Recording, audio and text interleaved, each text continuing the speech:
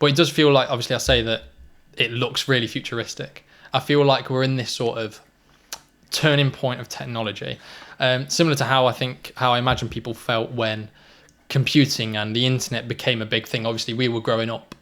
You might remember that more clearly than I do. But that would have been what, sort of like 90s, mid 90s onwards. So I don't have sort of any reference. As much as I've when I was a child, you didn't really have the internet and stuff like that. I can't really remember seeing and going, holy shit, there's this technology that's coming into existence. Yeah, I mean, we did have the internet, but it was very much it's very restrictive, dial up and very slow, and you couldn't really do that much. Yeah. Now, literally, you think something and it's there on your PC in front of you. Yeah, really. But I understand what you're saying. I think the thing that I would be thinking is, how easy would it be to commercialize something like this? How easy is it to make them? How cheap is it to make them? Because as we've talked about before, you even look at just iPhones, right? iPhones, they're not that complicated to make. You know, the technology isn't coming up, but the price is just exponentially increasing. Yeah, and it's like, we've obviously spoken before about how traditionally computers is it like something ridiculous, like double in speed and half in price, whereas now computers are still going up in speed, but now they're going up in price with less features being added.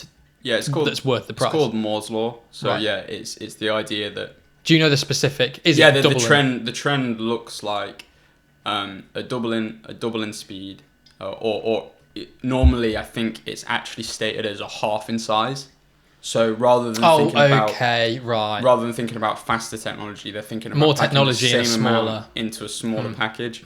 It's normally half in size and half in price, I think. Right. But yeah, that's consumerism for you, and it's like, okay, so with new technology that's now being developed, do they then use stuff like that that's actually not very hard to build as a benchmark? Do they say like, okay, well, a phone costs $1,000.